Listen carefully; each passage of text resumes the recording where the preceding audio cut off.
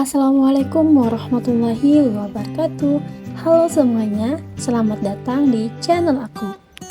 Kali ini kita akan membahas bersama-sama tentang ekonomi kreatif.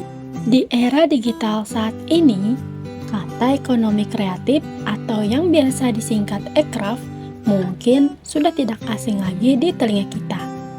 Berbagai bisnis dijalankan dengan mengedepankan konsep-konsep kreatif sehingga tidak hanya memudahkan masyarakat, tetapi juga merangsang kreativitas.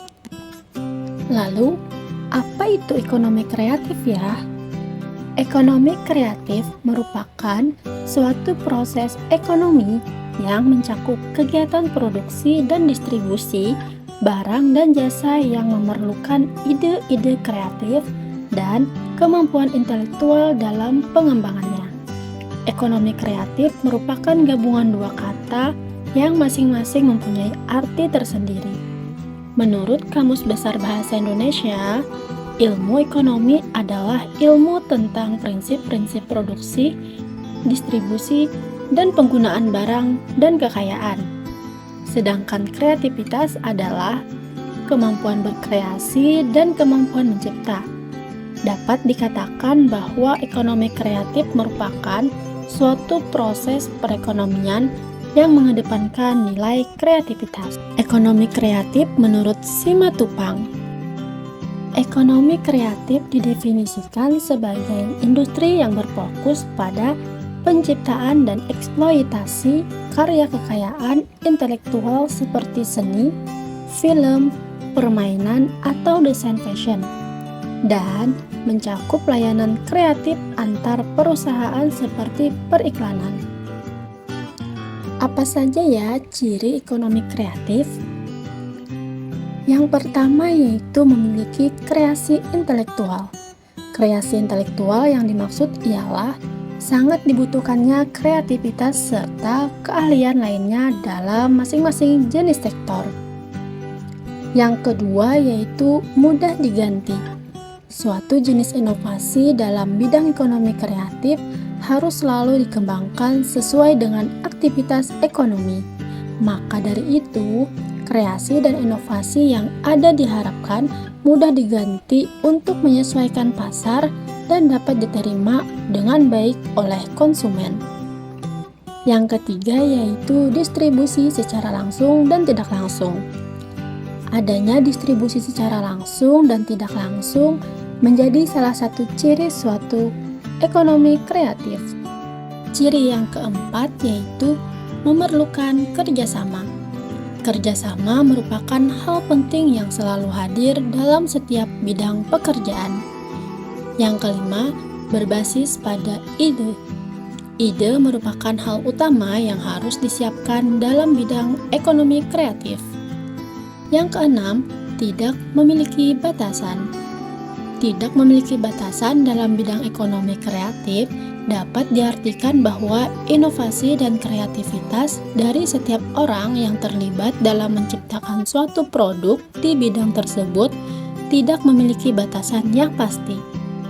Lalu, apa saja ya jenis-jenis ekonomi kreatif? Ada banyak sekali jenis-jenis bidang ekonomi kreatif.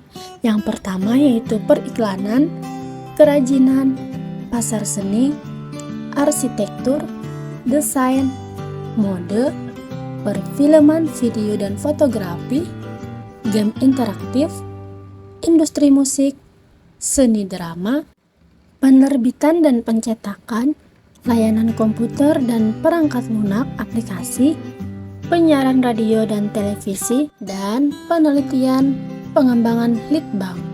Apa saja ya manfaat dari ekonomi kreatif ini? Yang pertama yaitu membuka lapangan pekerjaan baru. Hadirnya ekonomi kreatif tidak hanya berpengaruh terhadap perkembangan inovasi dan segi kreativitas masyarakat saja, namun juga menjadi pembuka jalan untuk lapangan pekerjaan baru. Yang kedua yaitu mendorong masyarakat jadi lebih kreatif. Kreativitas seseorang akan semakin berkembang seiring dengan perkembangan zaman.